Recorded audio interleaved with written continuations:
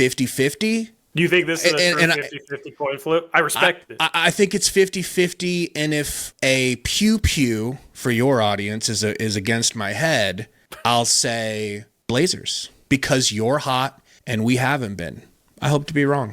So that was me a few days ago on Blazers Uprise. I did a preview of the play-in game between the Suns and Blazers with Torrey Jones. And I don't start this video with that clip specifically to try to gloat about knowing that the Suns were going to lose. Like, who's going to gloat in an L? I just wanted to play it for context to show you that I'm truly not surprised that the Blazers upset the Suns, quote unquote, and took their 7th seed away from them. Even though the Suns had a super impressive season that nobody saw coming. This Blazers win, and specifically the performance of probably the best IDF soldier in the NBA today, bar none. Those are both shocking to a lot of Suns fans and a lot of casual fans around the NBA that just don't watch Portland. But it really shouldn't have been. And I guess, the point that I'm actually trying to make is I really think people need to start taking the Portland Trailblazers more seriously because, honestly,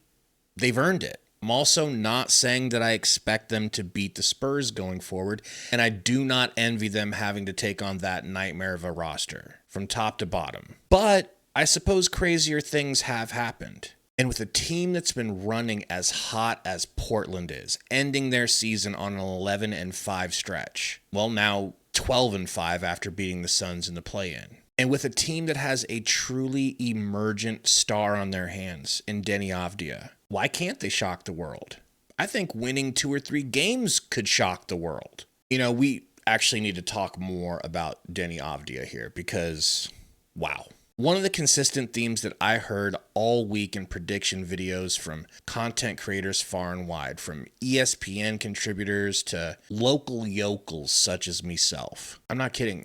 I get a couple of people on Twitter like every month calling me a local yokel. I don't know what it means. It's not that offensive. But all week I kept hearing was that the Suns had the upper hand because they had more proven bucket getters with playoff experience. Devin Booker, Jalen Green, and Dylan Brooks. And all 3 did have decent games, some better than others. But I've heard that before and it didn't work out as a Suns fan. Like when the Suns took on and beat LeBron and AD with the Lakers when it was the exact same situation. Oh, Booker has no experience. Ayton has no experience. They've never been to the playoffs. They don't know what they're doing. They're going up against veterans that have been there before. They can't win. You can't win, Rock! You're 60 years old! Hey, look what Rocky bought me with his money.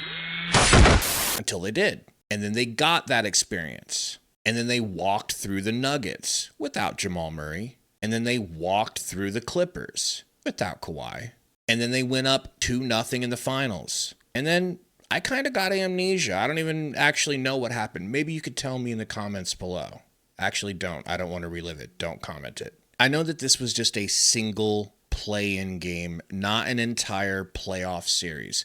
But I feel confident saying now from the outside looking in, Deni's going to be just fine. I think he's got the experience he needs from that one game to go out there for the rest of these playoff games with uber confidence, knowing that he can get his whenever he wants it. How did I come to that conclusion? Well, because I just watched him effortlessly fry the Suns for 41 points in his first playoff game, while being guarded by Dylan Brooks, who picked up 5 early fouls trying to stop him and had to be pulled off of him. And then he had Jordan Goodwin, who is no defensive slouch, slipping and sliding all over the court like Disney on ice. And to be completely honest, I didn't feel like those 41 points were cheap or overly foul baity or unethical at all. I've seen way worse. Very impressive stuff. All of this in juxtaposition to Devin Booker, my GOAT, the more proven and playoff battle-tested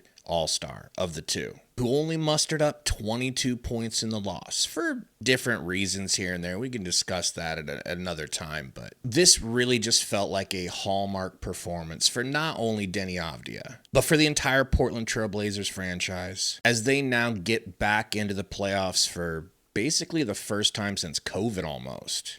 Shout out to Fauci.